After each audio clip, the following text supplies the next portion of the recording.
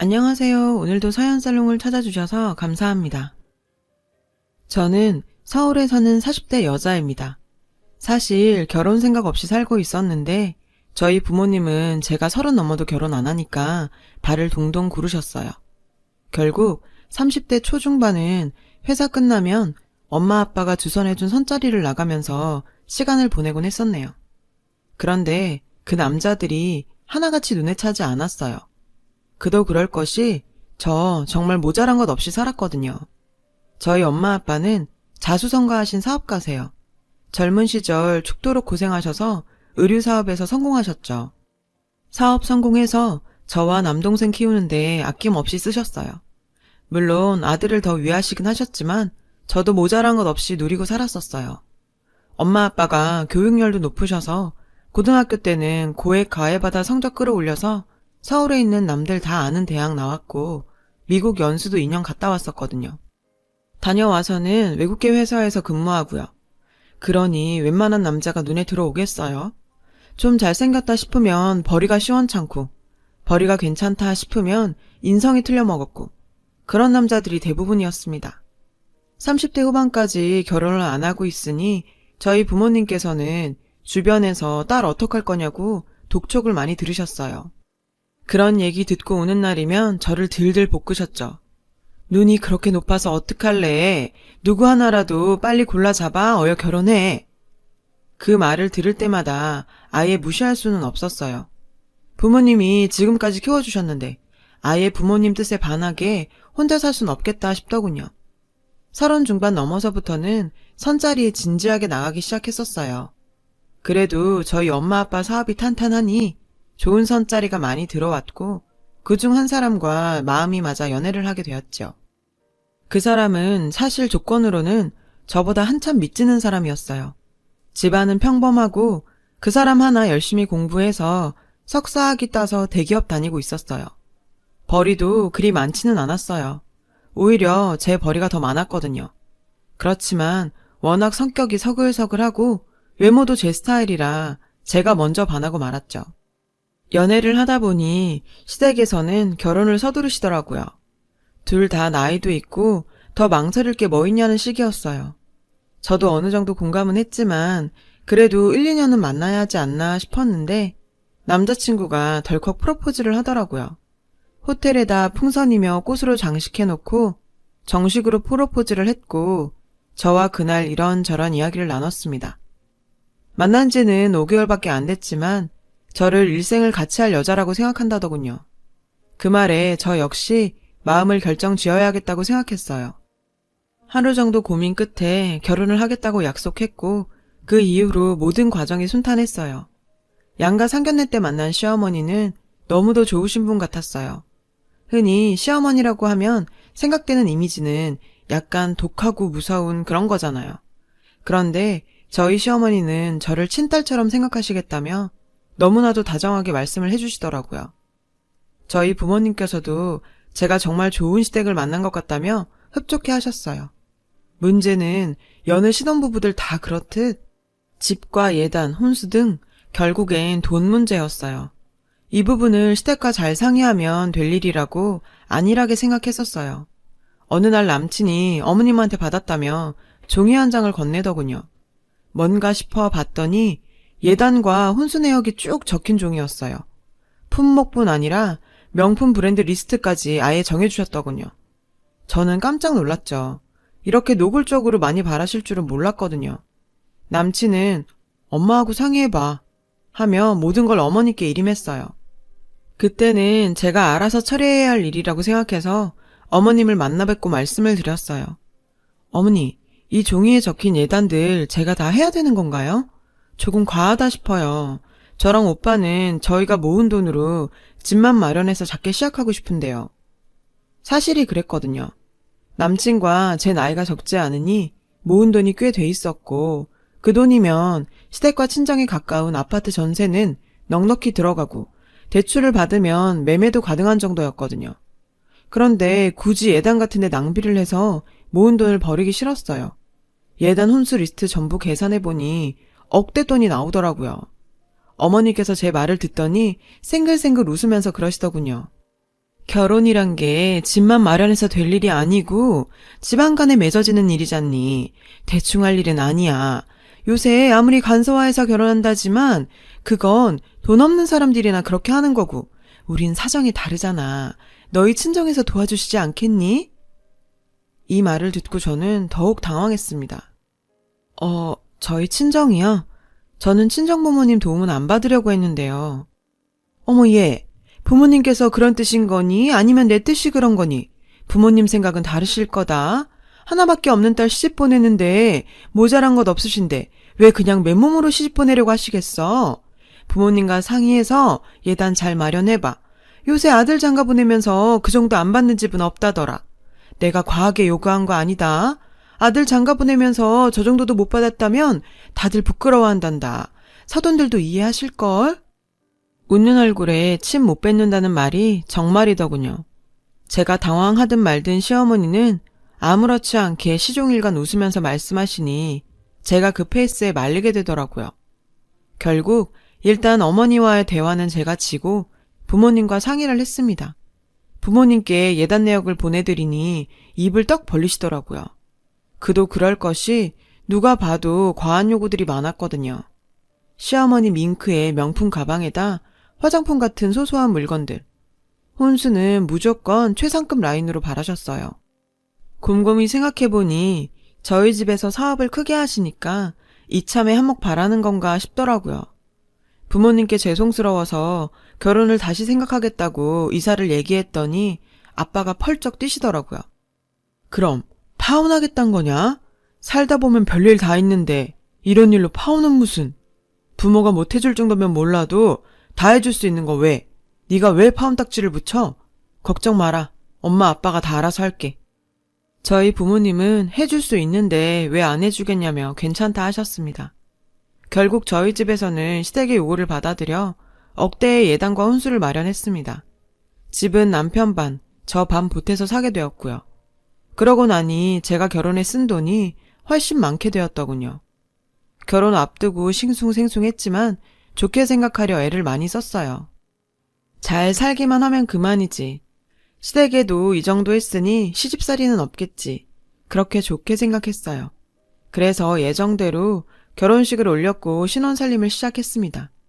신혼일에도 별다를 건 없었어요. 저와 남편은 각자 회사를 나가고 저녁에 들어오면 같이 집안일하고 저녁 차려 먹고 그런 식으로 지냈습니다. 남편은 워낙 다정한 사람이라서 시키지 않아도 집안일이며 요리며 잘했고 결혼생활 만족도가 높았죠. 그런데 시댁 문제가 묘하게 거슬렸어요. 저희 신혼집은 친정과 시댁 딱 가운데 있고 차로 20분 정도씩 걸리는 거리에 있었어요. 한 달에 한 번 친정 시댁 방문을 드렸는데 친정에 가면 뭐 하나라도 더 주시려고 그러고 저희 돈 버는 거 아시면서도 무슨 일 있을 때마다 핑계 삼아 용돈 주시고 그러셨어요. 그런데 시댁은 전혀 딴판이었죠.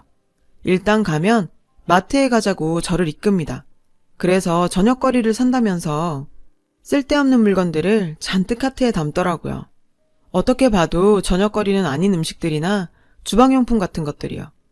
그렇게 한두 달치 생필품을 다 사고 계산대에서는 시어머니가 나 몰라라 하고 계시더군요. 자연스레 제가 카드를 내밀게 되더라고요. 그렇게 장을 보고 오면 잠깐 산책할 겸 근처 백화점에 가자고 하세요. 백화점을 가면 어머니께서 구경을 하시다가 옷이든 소품이든 꼭 하나씩 오래 붙잡고 구경을 하시거든요. 산다고 하시면서 이상하게 계산은 또 저한테 떠넘기시고요.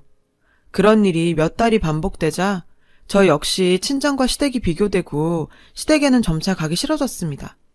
제 벌이가 좀 되고 저희 친정이 잘 산다는 이유로 자꾸 요구를 하시는 게 불공평하다는 생각이 들었거든요. 남편한테도 볼멘 소리를 몇 번 했습니다. 시댁만 갔다 하고 나면 수십에서 수백만 원대까지 돈을 쓰고 오니 우리 돈은 언제 모으냐고요. 그랬더니 남편도 하하 웃다가 그러더군요. 아, 부모님들이 나중에 우리 모른 척 하시겠어? 저축은 되는 대로 하자. 아등바등 그렇게 살 필요 있어? 저도 좀 짜증이 나서 물었어요. 시댁은 가진 것이라곤 달랑 집 한 채이고 재산이라곤 없는데 모른 척 하고 말 게 뭐가 있겠어요. 오빠, 부모님들이란 게 누구를 말하는 거야? 오빠네? 우리 친정? 어머님, 아버님은 우리한테 물려주실 것도 없잖아. 결국 다 우리 집에 기대게 되는 거잖아. 아, 그런 게 아니고. 알았어. 우리 부모님도 생각이 있으시겠지. 지금은 능력 좋은 며느리 얼마 전에 들여서 들뜨셔서 그래. 내가 잘 얘기해 볼게. 그렇게 어물어물 넘어갔습니다. 그렇지만 그 이후로도 별반 달라지는 건 없었어요.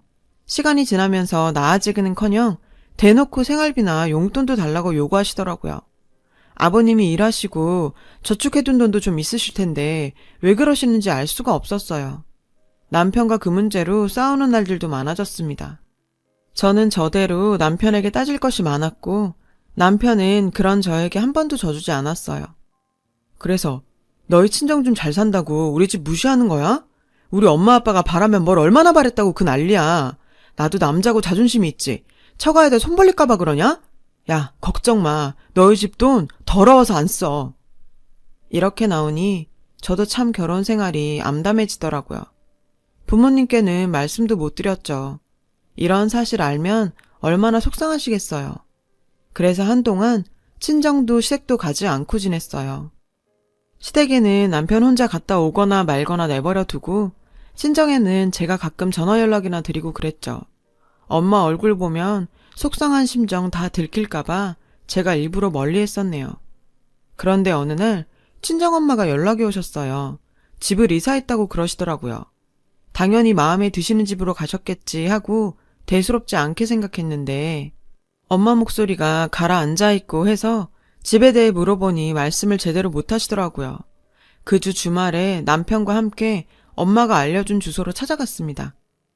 그동안 제가 제 살 길 너무 바빠서 무심했구나 싶었고 부모님에게 무슨 일이 생긴 건지 겁이 났습니다.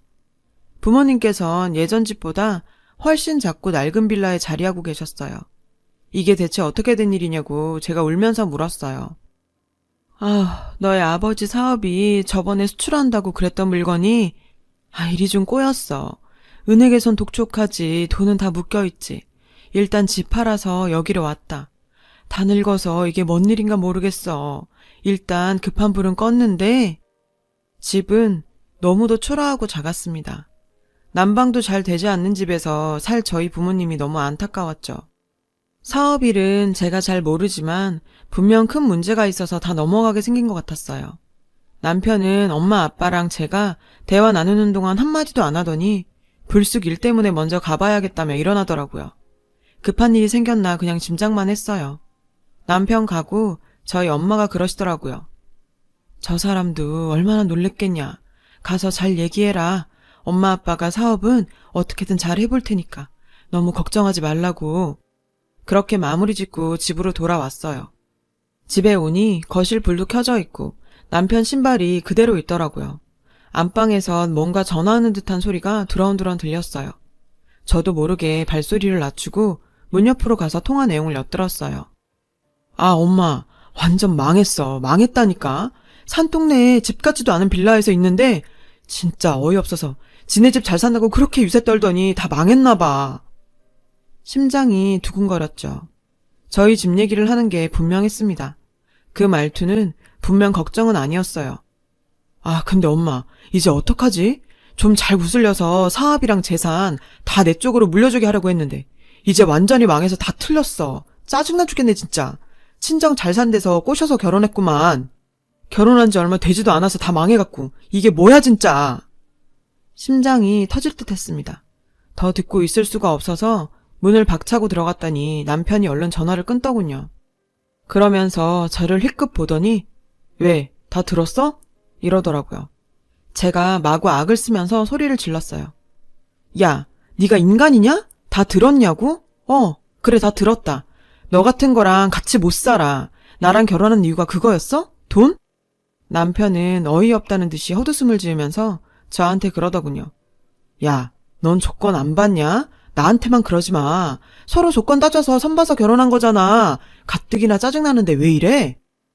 남편의 그런 반응에 견딜 수 없었던 저는 결국 그 길로 신혼집을 박차고 나왔습니다. 갈 곳은 친정밖에 없었죠. 친정에 가서 그동안의 일들, 남편이 했던 말들 모두 털어놓고 이혼하겠다고 말씀드렸어요. 요새 이혼은 흠도 아니고 저렇게 삐뚤어진 사람과 평생 살 순 없다고 단호하게 말씀드리니 이해하시더군요. 한숨 푹 쉬시면서 미안하다. 부모가 못나서 너까지 고생시키는구나. 하시며 눈물 지으시는데 그날은 영영 잊지 못할 것 같아요. 저희 가족 모두 서로 부둥켜 안고 엉엉 울었어요. 바로 이혼 절차 밟기 시작했어요. 남편은 제가 이혼 얘기하니까 할 테면 하라 그러더군요. 자기도 미련 없다고요. 저희 집이 망했으니 미련이 없는 거였겠죠. 이혼이 생각보다 절차가 복잡해서 일단 별거하는 걸로 정리해두고 저는 집으로 옮겼습니다. 부모님 옆에서 사업을 도와야 했거든요. 사업을 크게 하셨지만 아무래도 젊은 사람들 없이 두 분이서 주먹구구식으로 하신 부분들이 보이더라고요. 직원들도 두고 하셨지만 허점이 많았고요. 자료를 정리해보니 수출권은 손해를 보더라도 일단 접어두고 수출 때문에 등한시되었던 국내 판매에 힘을 써야 다시 일어날 수 있겠더라고요. 저랑 동생이 달라붙어서 홈페이지도 만들고 각 지역마다 다니면서 직접 티셔츠 등 단체로 입는 옷들도 홍보하고 인터넷 판매도 시작했습니다. 부모님은 그동안 알던 곳에만 고정적으로 납품을 하고 계셨거든요. 알고 보니 저희 물건이 좋다는 걸 알고 있음에도 접근성이 떨어져서 주문을 못했던 분들도 많더라고요. 그런 분들에게 더 다가갈 수 있게 인터넷 판매를 활성화시켰지요. 1년쯤 정신없이 지냈던 것 같아요. 남동생도 저도 원래 하던 일 다 접어두고 부모님 사업 다시 일으키는데 온 힘을 다했죠. 처음에는 길이 보이지 않는 느낌이었는데 어느 순간부터 일이 풀리더군요. 수출권의 손해를 국내 판매로 다 메꿀 수 있게 되었습니다. 저희 이야기는 업계에서도 유명하게 퍼졌어요. 다들 저희 망하는 줄 알았다며 대단하다고 웃더라고요. 일단 그렇게 사업이 좀 나아지자 낡은 집에서 다른 집으로 이사도 가능해졌어요. 집을 판 건 일단 급한 불을 끄려고 그랬던 거니까요. 예전보단 작지만 그래도 엄마 아빠 지내시기 편한 아파트 전세로 옮겼습니다. 그러는 동안 남편은 단 한 번도 연락이 없었어요. 그래도 같이 살던 사람인데 어쩜 그럴 수 있나 싶긴 했어요. 생각해보니 저는 그 사람에게 돈으로밖에 의미가 없었던 것 같더라고요. 이제 별거에서 이혼으로 정말 정리를 해야겠다는 생각이 들었습니다. 사업은 다시 일으켰지만 그래서 그 사람과는 더더욱 살기 싫어졌어요. 저희 집 어려울 때 같이 힘들어하고 슬퍼했다면 저희는 더욱 단단해졌겠지만 그 사람은 아니었잖아요. 전화해서 이제 이혼 절차 밟자니까 흔쾌히 응하더군요. 사업이 잘 된다거나 그런 얘기는 전혀 하지 않았습니다. 그러면 그 사람이 어떻게 돌변할지 알 수 없었으니까요. 서류들 다 제출하고 재산 나누고 그렇게 정리를 했습니다. 이혼 처리된 것을 보니 마치 꿈을 꾼 것 같더라고요.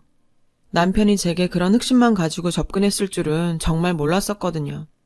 시댁 일로 서운했을 때도 그냥 남자들은 무심한가 보다 그렇게만 생각했죠. 한동안 싱숭생숭 지내고 있었는데 어느 잡지사에서 연락이 왔습니다. 최근에 인터넷 판매로 화제여서 인터뷰를 하고 싶다는 것이었죠.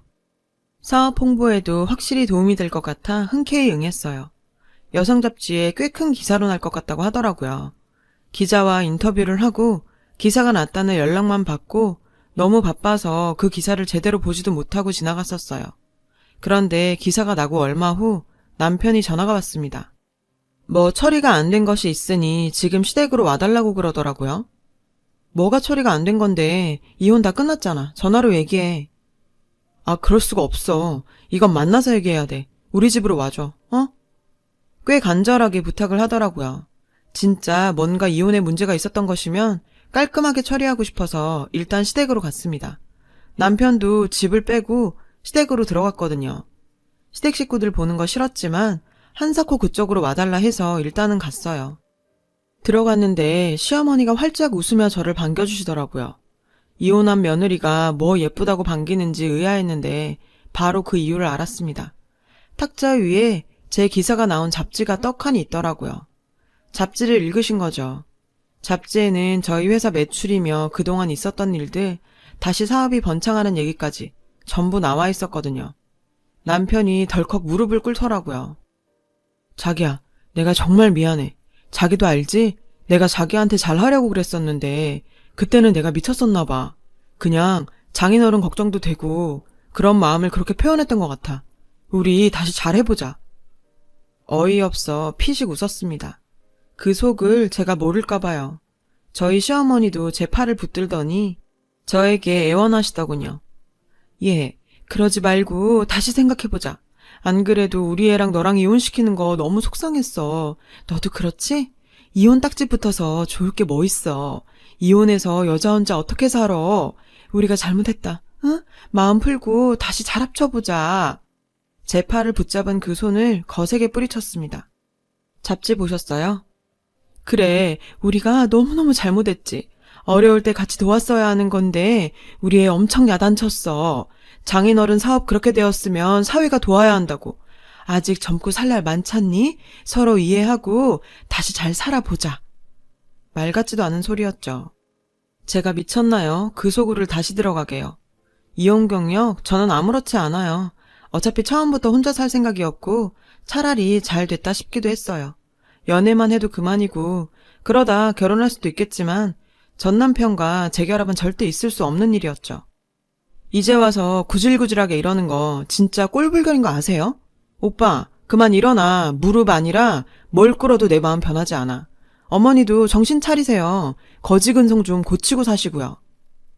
제가 독하게 말했음에도 자존심은 개나 져버렸는지 저를 계속 붙잡고 얘기를 해보자는 둥 다시 생각해달라는 둥 매달리더군요. 이미 정리 다 됐는데 제가 생각할 게 뭐 있나요? 뿌리치고 나오려니 뒤에서 어머니가 주저앉아서 엉엉 우는 소리가 들리더군요.